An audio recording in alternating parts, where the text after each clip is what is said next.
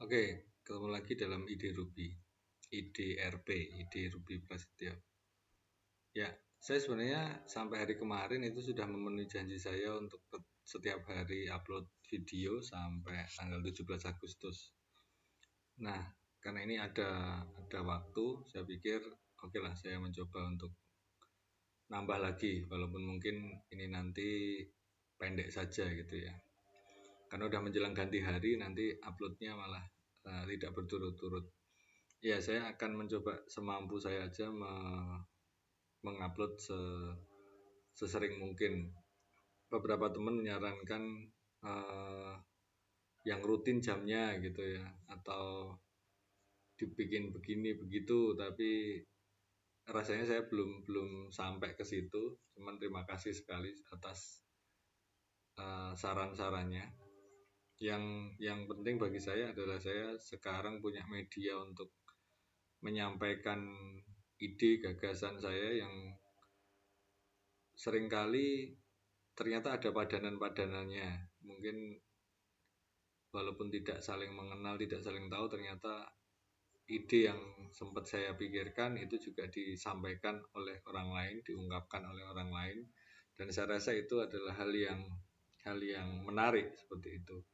Sehingga saya rasa eh, menyampaikan ide itu menjadi hal yang wajib ya sekarang ini supaya supaya kita semakin berkembang dalam ide maupun dalam logika.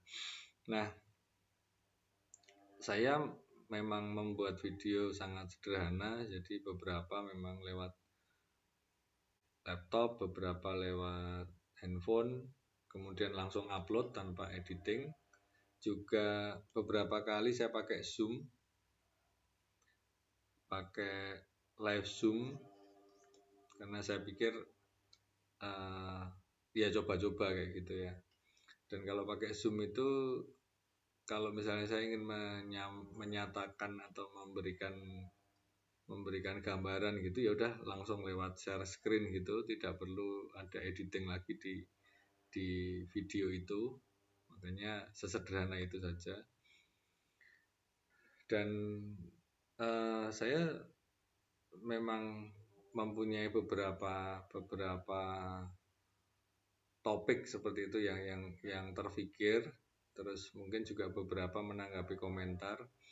Ada beberapa masukan ya itu ya tentang logika itu yang saya memang belum sempat bikin videonya, tapi saya rasa itu akan segera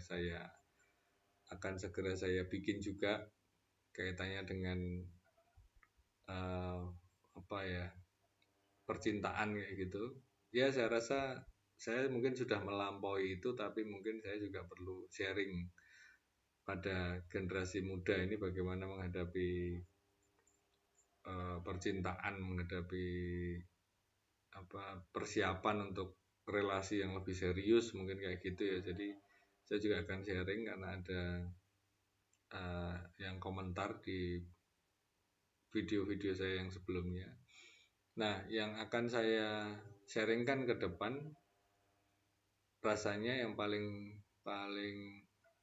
sering ya seperti inilah ya, ide-ide apa yang ada di kepala saya ingin saya sharingkan, kemudian logika-logika yang menurut saya logikanya begitu, dan mungkin itu kelihatan aneh atau berbeda, ya nggak apa-apa, supaya kita terbiasa dengan pemahaman-pemahaman yang berbeda. Terus selanjutnya mungkin beberapa tentang politik, kesehatan, terus kemudian tentang pendidikan. Pendidikan mungkin karena kami memutuskan untuk anak-anak kami homeschooling, itu mungkin pendidikan akan banyak cerita tentang homeschooling, dan mungkin juga tentang dosa-dosa sekolah gitu ya dalam pendidikan. Saya sudah pernah menyinggung di kepercayaan diri kalau nggak salah, itu juga salah satu kontribusi sekolah dalam membuat pelajarnya, murid-muridnya tidak percaya diri.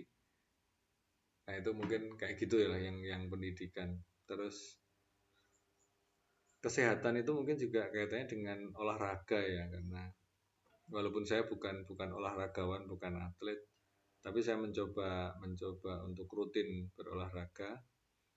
Dan dulu saya pernah mencatat olahraga itu ngapain aja gitu ya. Jadi ada jalan, sepeda, terus kemudian nanti juga yang cuman di rumah, misalnya ada apa alat itu ya yang tarik badan gitu itu. Terus kemudian ada yang cuman olahraga macam ngikutin gerakan di YouTube kayak gitu. Terus juga mungkin badminton dulu pernah di depan rumah, atau main bola di komplek ini, di perumahan aja gitu, supaya uh, tubuh ini tetap bergerak. Kemudian saya dulu pernah review Strava di podcast, tapi kayaknya belum saya upload juga, mungkin nanti bersamaan dengan itu pakai Strava itu. Strava sebenarnya cuma untuk record aja ya, untuk pencatatan, nggak bener-bener sampai mau mengalahkan apa gitu. Juga produknya sudah buka pakai itu aja gitu. Bahkan kalau olahraga itu canggih, nanti bisa jamnya nyambung sama Strava dan lain sebagainya. Saya nggak sampai seperti itu. Nah, saya rasa itu yang saya sharingkan ini, kayak jeda gitu aja ya. Semoga besok-besok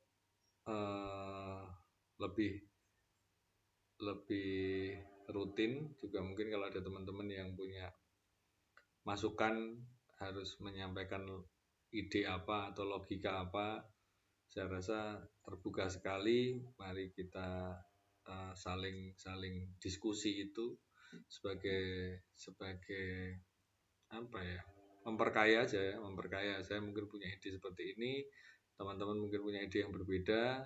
Oke, nanti disampaikan, nanti didiskusikan, kalau perlu nanti Zoom bareng kayak gitu kan. Jadi bisa lebih mengerucutkan ide-ide yang mungkin berbeda, karena pada dasarnya sih ide itu nggak ada yang salah ya, nggak ada yang mutlak. Saya pernah juga menyampaikan bahwa nggak ada yang mutlak. Nah, contohnya itu kayak gini. Jadi supaya saya juga misalnya ada hal yang uh, suatu saat saya ngomong tentang itu, oh saya pernah ngomong itu juga dulu gitu. Karena sering kali pengalaman saya, kenapa saya jadi punya dokumentasi di YouTube ini, karena seringkali saya misalnya, oh iya saya pernah punya pemikiran seperti itu gitu. Terus biasanya orang akan, ya kalau pas lagi bahas kayak gini mesti ingatnya punya pikiran kayak gitu. Dan memang saya tidak bisa membuktikan bahwa saya pernah punya pikiran itu gitu ya.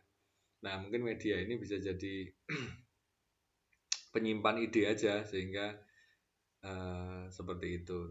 Oh iya, mungkin ada yang menarik sebagai penutup tentang tentang ini ya, melanggar lalu lintas. Nah itu topiknya masuk di topik apa ya, politik atau peraturan atau negara gitu. Di tempat dimana saya pernah mereview tentang lalu lintas itu, memang rasanya itu menjadi hal yang sulit untuk ditegakkan ya, lalu lintas itu. Apalagi di tempat saya ini jalan akses paling dekat ke kota itu lewat jalan yang lurus dari tempat saya ini. Kemudian ada perempatan yang menyeberang lurus, tapi di situ sebenarnya ada rambu larangan, jadi harus ke kiri atau ke kanan, yang mana itu bisa jaraknya mungkin nambah 2-3 kilo. Kalau secara menit mungkin bisa nyebrang itu, kalau tanpa, karena itu ada palang kereta api, makanya ada larangan lewat itu. Tanpa kereta api misalnya ke satu tempat itu hanya perlu 3 menit, 4 menit. Kalau berputar itu bisa mungkin 2 kali lipatnya secara, kalau naik motor ya. Kalau naik sepeda sih nggak apa-apa kan, langsung lurus aja bisa. Nah itu memang dulu saya sempat mikirnya, ada orang yang berpendidikan dan kaya gitu, tapi ya tetap aja menerobos. Dan ada juga yang berpendidikan kaya, maksud saya bukan masalah ekonominya saja, tapi menurut saya itu kemampuan yang maksud saya itu, kalau misalnya kayak, kan ada orang yang berpendidikan tapi secara ekonominya mungkin di bawah kayak gitu ya, mungkin ya karena di bawah dia berpikir bahwa saya kalau bahan bakar motornya kalau harus muter itu kejauhan, ya udah saya lewat. Nah kayak gitu mungkin masih ada maklum ya. Atau yang memang pendidikannya rendah dan ekonominya rendah, ya sudah, itu nggak ada pilihan gitu. Jadi saya lebih maklum lagi yang kayak gitu. Nah kalau yang secara ekonominya kuat tapi pendidikannya rendah, ya sudah kan, itu juga dimaklumi. Tapi yang ekonominya kuat pendidikannya bagus, nerobos juga. Nah ini saya agak gimana gitu ya. Nah, itu ternyata memang sulit, karena kapan saya pernah lihat suatu pagi, nanti saya cari videonya ya, ada ibu-ibu yang justru membuka. Jadi itu sebenarnya ada palangnya. Jadi kalau dari arah tempat saya itu sebelah kirinya itu sudah ketutupan palang. Itu pun mobil biasanya masih tetap nerobos kan. Nah, ada si ibu ini yang siang-siang harusnya kan itu sebenarnya tutup jam 6 pagi sampai jam 6 sore, itu terus digeser palangnya. Saya melihat ibu ini baik tapi tidak benar secara aturan, tapi ya itu lain kali aja. Jadi saya rasanya untuk yang aturan lalu lintas itu masih seru juga untuk dibahas. Oke, saya kira itu dulu aja. Sebelum jam 12 semoga sudah bisa di publish. Terima kasih, sampai ketemu di IDRP.